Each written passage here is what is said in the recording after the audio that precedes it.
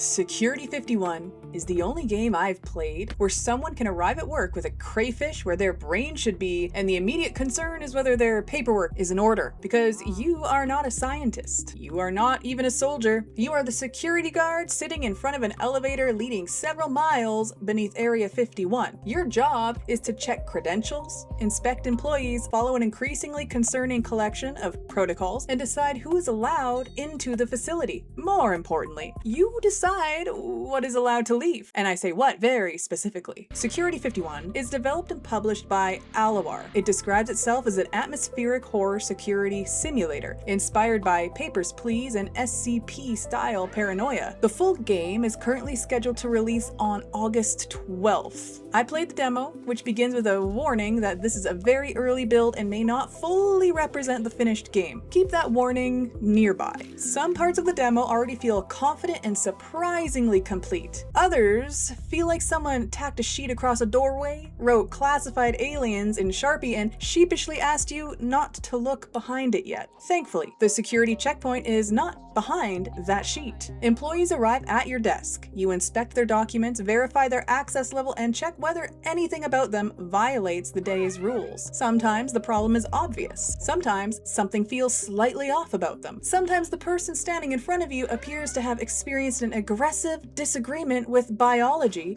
but still expects you to stamp their form and let them continue their shift. And strangely, the whole process can be very relaxing. The pixel art is detailed enough to give the characters and facility personality without sacrificing clarity. That matters in a game built around visual inspection. I need to notice what is wrong without pressing my face against the screen like I'm personally investigating the Zapruder film. The music helps settle you into the routine as well. Security 51 uses these old school synthetic loops that sit comfortably in the background while you work through each check. Document, clearance, scan, decision, potential organism, lunch break. It is Lovecraftian workplace ASMR. That calm rhythm gives the strange moments somewhere to land. You can be sitting at your desk following procedure when a man gets ninja decapitated directly in front of you. Security officers occasionally take employees into the room beside your checkpoint where they appear to conduct what I assume HR is calling a performance discussion. Meanwhile, the janitor wanders through the background. You will be in the middle of a serious conversation and suddenly hear him revving up the vacuum. Later, he may stroll past dragging a black bag through the hallway. Nobody acknowledges this. The janitor is simply completing his duties much as you complete yours. And I respect a man who understands the importance of staying within his job description during a containment event. Each day also begins with a short scene involving your security guard at their desk. These scenes establish the game's dry humor without stopping everything to point at the joke. The facility continues operating, the janitor continues cleaning, someone disappears into the next room, you continue checking clearance badges because apparently workplace decapitation is already covered somewhere in the employee handbook. That background comedy keeps the routine from feeling too sterile, but comedy alone would not carry an entire inspection game. The rules need to keep changing. Fortunately, they do. Each shift introduces more requirements, new equipment, and additional ways to confidently make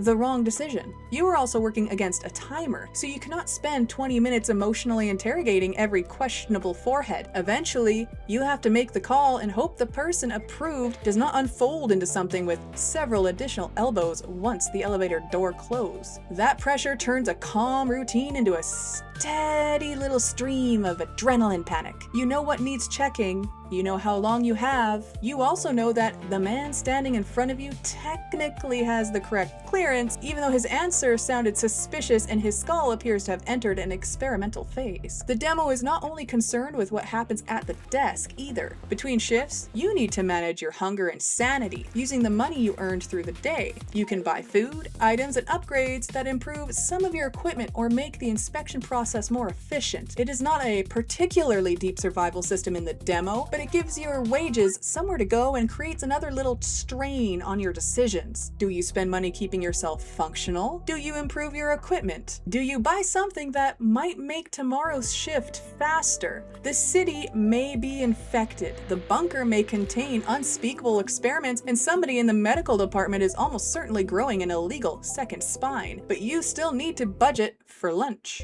That is where the workplace horror lands best. Your character is not battling evil as a heroic government agent. They are trying to survive an increasingly unreasonable job while management rewards competence with more work. Welcome to the real world. You receive a series of promotions you did not ask for, which may be the most realistic horror element in the game. You begin as the person checking access. Then you start sending out agents into the city after reports of strange anomalies. And then another responsibility pops up. At this rate, you will become director of Area 51 because nobody else replied to the email. Those promotions gradually open the larger parts of the demo. There is a city monitoring system where you watch the infection spread and send agents into different areas. You also gain access to a medical lab and an isolation chamber. These systems all belong here. The people passing through your checkpoint may be infected, physically altered, or wearing somebody else's face to work. Testing them, containing them, and responding to outbreaks in the city should turn each inspection into something larger than a stack of paperwork. The demo does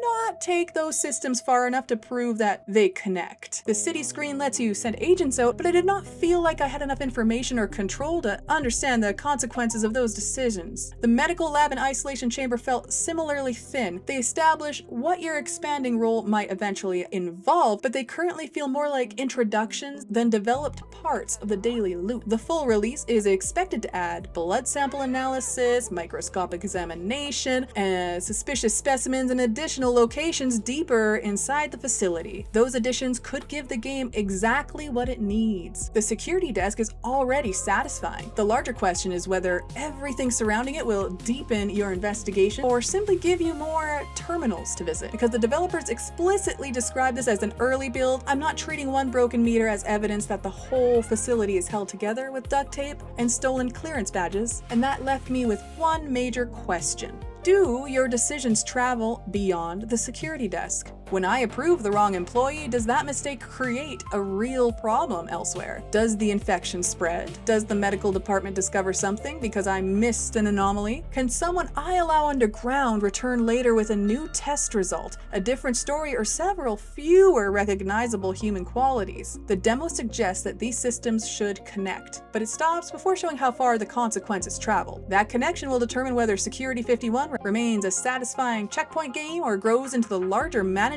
game it keeps quietly promising. Because there are only so many times the next employee can arrive with a stranger object attached to their head before the surprise starts becoming part of the uniform. Eventually, the paperwork needs to come back and haunt you. Still, what is already here has a strong identity. The pixel art, again, very clear, nicely detailed. The synthetic soundtrack makes the routine dangerously comfortable. The rules expand quickly enough to keep you alert, and the dry workplace comedy fits beautifully against the escalating body horror, at least in my opinion. This is an office where somebody can be dragged into the next room for failing a daily requirement. The janitor can pass by carrying a suspicious black bag, and your supervisor will still find time to increase your workload. For players who enjoy inspection games, dry comedy, light management systems, and supernatural horror delivered through paperwork rather than constant jump scares, Security 51 is absolutely worth watching. People looking for fast action will probably find the routine too slow. Anyone coming primarily for deep city management should also wait to see how much those larger systems develop in the full release. My first look verdict is wishlist this. The demo is funny, strange, and far more relaxing than a job guarding the elevator beneath Area 51 has any right to be.